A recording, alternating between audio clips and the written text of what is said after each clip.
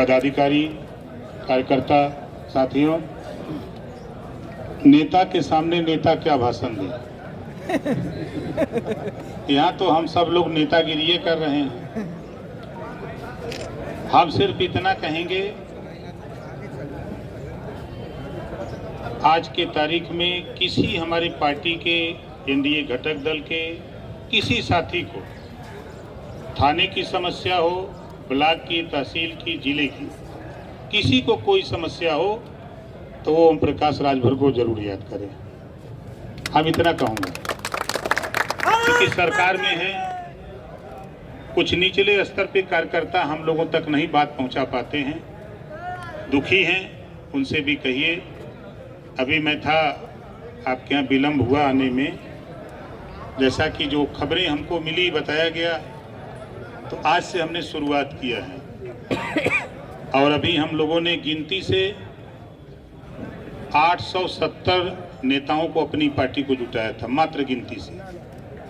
वो हमारे सेक्टर के अध्यक्ष थे और प्रभारी थे और जोन के प्रभारी हैं।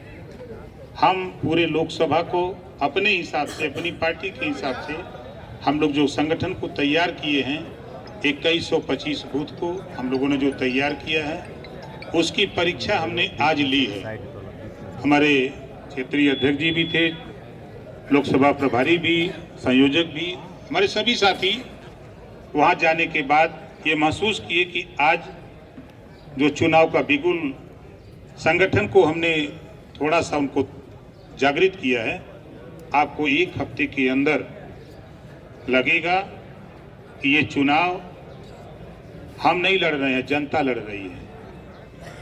ये मोदी जी का जो निर्देश है, योगी जी का जो निर्देश है, गांव में मैंने देखा है, मैं गांव में घूमता हूं, सुनता हूं, हमारी माताएं बहनें बैठी हैं, गांव में लोग कहते हैं जो राम को लाए हैं हम उनको ले आएंगे। अब इसका जवाब किसके पास है? किसी के, ना सपा के पास है, ना बसपा के पास है, ना कांग्रेस के पास है। 33% रिजर्वेशन जो लागू है महिलाओं के लिए, आज आश्चर्य आपको होगा कि मुस्लिम महिलाएं उत्तेजित हैं वोट देने के लिए। मैंने कई जगह पूछा कि क्यों, उन लोगों ने कहा कि देश के प्रधानमंत्री जी की जो भी योजना है, किसी योजना में ना किसी जाति ना किसी धर्म के खिलाफ कहीं है। जो भी योजना बन रही है वो 140 करोड़ आबादी के लिए योजना है, उसमें हम भी आते हैं, उस योजना का लाभ हमको भी मिलता है। चाहे राशन बढ़ता हो तब भी हम लेते हैं, चाहे दवाई का पैसा बढ़ रहा है उसको भी हम लेते हैं, चाहे गैस सिलेंडर बढ़ता है हम लेते हैं। जब सब कुछ हम लेते हैं तो एक वोट देना है तो हम नफरत क्यों करें? भाईचारा और मिल्लत पैदा करके हम वोट दे करके मोदी जी को मजबूत करेंगे। ये महिलाएं बोल रही हैं। आपको वोट मिलेगा, देखिएगा, बूथ आएंगे उत्तर प्रदेश के किसी भी बूथ पर हम आपको एक रिजल्ट देंगे। हम तो अध्यक्ष जी से कहूंगा, अपने क्षेत्रीय अध्यक्ष जी से, मेरठ के हम 7 बूथ चिन्हित किए हैं। एक वोट भी वहाँ दूसरी जाति का नहीं है, न धर्म का है, सिर्फ अकेले मुसलमान का वोट है। उन बूथों पर कमल वाली बटन दबा के जीता करके दिखाएंगे। हम वहाँ गए थे, उस गांव में मीटिंग किया, हमारी पार्टी के संगठन के लोगों ने काम किया, नहीं हम नहीं मानते, वोटिंग होगी, आप वोटिंग के दिन बटन दबा करके दिखा देना और वो संदेश पूरे देश में हम फैला देंगे। अभी मैं गया था बनारस, मीटिंग किया था, लोकसभा दिल्ली से और प्रदेश कार्यालय से निर्देश हुआ कि आप जाके बनारस मीटिंग कर दो 2 दिन। उसी मीटिंग के दौरान एक मीटिंग अर्दली बाजार में मौलवी और मौलाना लोग जुटे थे, विजय जी साहब देखे होंगे। और मुझे आश्चर्य लगा जब मैं वहां देखा और सुना, मैंने साफ साफ पूछा वहां, और जो बात थी, बात करने के बाद मैंने पूछा, आप बताओ क्या यहाँ कांग्रेस और सपा मिलके जीतेगी? लोगों ने कहा कि नहीं। हम क्या बताओ बसपा जीतेगी? कहा नहीं। हम क्या बताओ कौन चुनाव जीतेगा? तो करीब 500 से 550 मौलवी मौलाना की एक आवाज कि बनारस से माननीय नरेंद्र मोदी जी चुनाव जीतेंगे, उन लोगों ने कहा। तो फिर मैंने कहा कि फिर नफरत किस बात की? नफरत क्यों करते हो? क्या मिलेगा? भाईचारा मिल्लत पैदा करो, दोस्ती पैदा करो, और बनारस के मुसलमानों 543 लोकसभा का चुनाव हो रहा है, सब लोग मिलकर के सबसे ज्यादा वोट से देश में मोदी जी को जितवा दो और देखो तमाशा, जो तेरी नफरत लोग बताते हैं वो भाईचारा और दोस्ती में बदल जाएगी और ये सपा बसपा कांग्रेस की नफरत फैलाने वाले लोग फिर दिखाई नहीं देंगे।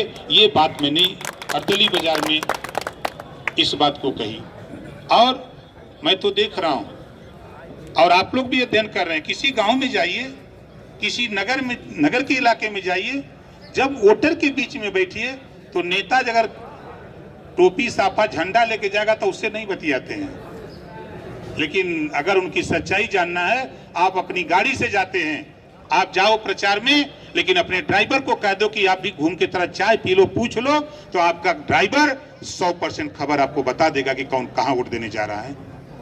जो हम लोग अध्ययन कर रहे हैं और मातृशक्ति बैठी है, ये लोग खाली ये घरे में बैठ के कह दें कि छड़ी पर वोट देवे क्यों, तो पूरा घोसी नहीं पूरा जिला में हलचल हो जाएगी। एक बीमारी हम पकड़ते हैं, देखते हैं, इतनी जल्दी संदेश फैल जाता है। हम लोग तो थोड़ा देरी में फैला पाते हैं। अध्यक्ष जी, हम इसी नाते आपसे खुश हैं संजोग से भाई पुरुष तो बहुत हम जिलाध्यक्ष देखते हैं, लेकिन आप जिलाध्यक्ष की कुर्सी पर हैं। जब से मैंने अखबार में देखा तो मैंने सोचा कि चलो एक मुझे ऐसी शक्ति मिली है जिस शक्ति को दुनिया सलाम करती है, हम भी आपको सलाम करते हैं